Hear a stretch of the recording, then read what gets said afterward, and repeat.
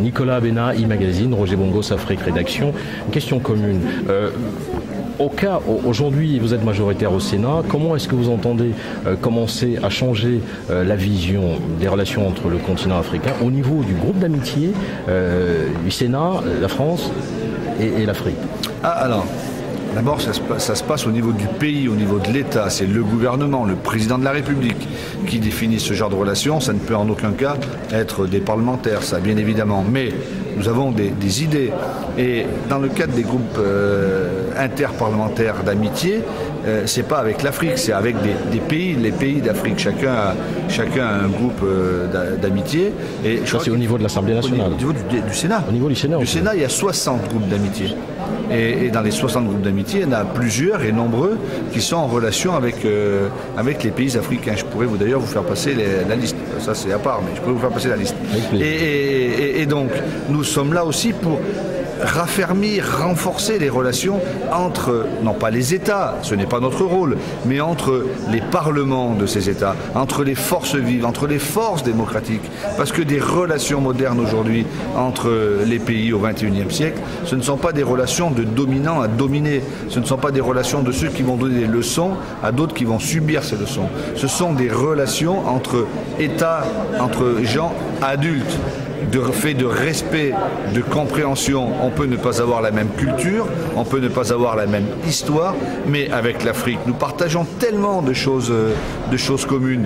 La colonisation, puis la fin de la colonisation, et tout ce que nous voulons faire, la démocratisation de nos relations, la démocratisation de ces pays, qu'il faut les respecter, il faut que chacun se respecte. Concernant la RDC, il y a l'aide de la France par rapport des élections libres et transparentes, surtout à peser en RDC. Comment vous, au niveau du Sénat, vous allez peser pour que, d'une façon effective, ou alors est-ce que vous avez la possibilité aujourd'hui de faire en sorte que la France, dans sa globalité, apporte une aide subséquente pour que ça se passe bien en RDC? Oui, nous ne pouvons pas peser directement, je ne vous raconte pas l'histoire, on ne peut pas peser directement. C'est l'État français. Par contre, nous pouvons, nous, parlementaires, sénateurs, inciter l'État français à faire le mieux possible.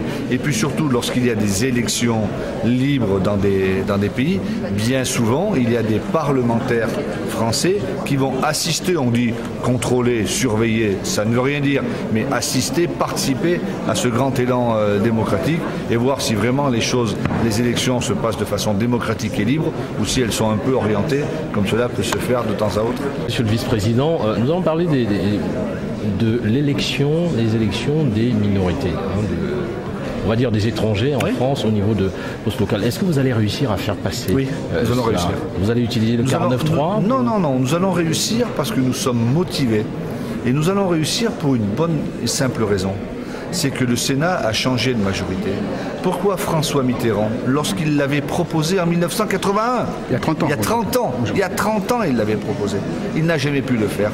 Pourquoi Lionel Jospin, qu'il avait remis à l'ordre du jour en 1997 et qui a fait voter une loi à l'Assemblée nationale, n'a pas réussi? C'est pas une carotte électorale? Pas du tout, tout simplement. Au contraire, ça peut parfois même être difficile d'annoncer clairement dans un combat électoral que nous allons donner le droit de vote aux étrangers. Mais nous le faisons par conviction, parce que nous pensons que des étrangers, quel que soit leur pays, qui vivent là, qui payent leurs impôts, qui travaillent, bien souvent d'ailleurs même qui sont au chômage, doivent participer à l'élection démocratique, aux élections locales, pas à l'élection nationale qui doit être réservée aux Français. Si on veut y participer, on se fait naturaliser, mais aux élections locales. Nous n'avons pas pu le faire en 1981 et en 1997 parce qu'il n'y avait pas la majorité requise au Parlement, puisque le Sénat de droite avait toujours refusé. Dans 15 jours, le Sénat va voter une proposition de loi présentée par les groupes de la majorité sénatoriale pour faire voter ce texte. Il sera donc voté en 1999 à l'Assemblée nationale, en 2011 au Sénat.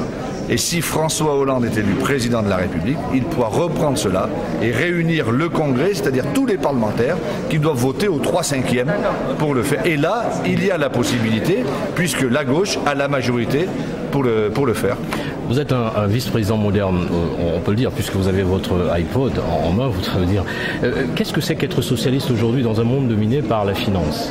Eh bien, c'est justement penser que ce ne sont pas les agences de notation et ce n'est pas la finance qui doit faire et défaire les majorités politiques ou faire et défaire les États. C'est bien aux politiques de le faire dans le cadre de ce que nous voyons tous les jours, des contraintes. Les gens de gauche, comme moi, les femmes et les hommes de gauche, les socialistes, ils veulent regarder ce qui se passe. Il faut faire baisser les dettes abyssales que nous avons, mais ce n'est pas l'essentiel. Il faut que la politique reprenne pied dessus et que ce ne soit les politiques qui décident, qui dirigent. Ça ne peut pas être les agences de notation, les banques. Quand il y a eu une crise, que l'État français a donné 16 ou 18 milliards aux banques, enfin prêté plutôt, on l'a fait sans dire nous voulons être dans les conseils d'administration pour voir ce qu'il en est. Aujourd'hui, les banques sont là parfois pour nous aider, mais parfois pas pour nous aider.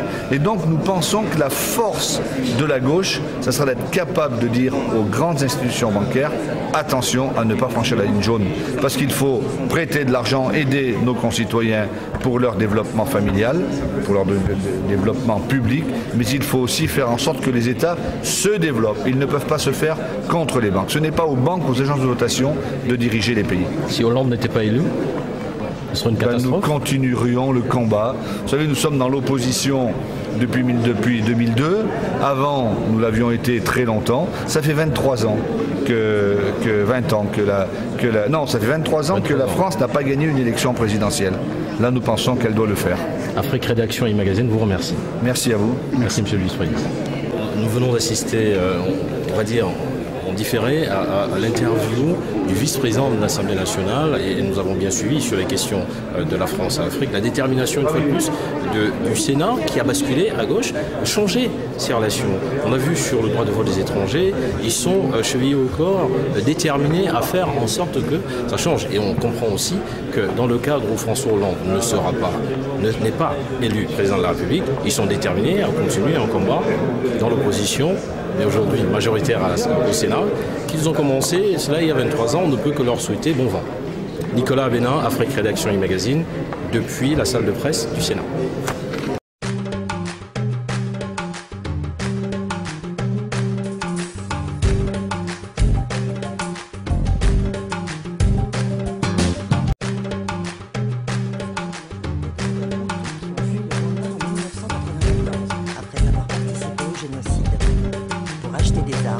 Ils s'approprient les matières premières, comme l'or et d'autres minerais, dont le sous-sol de la province regorge.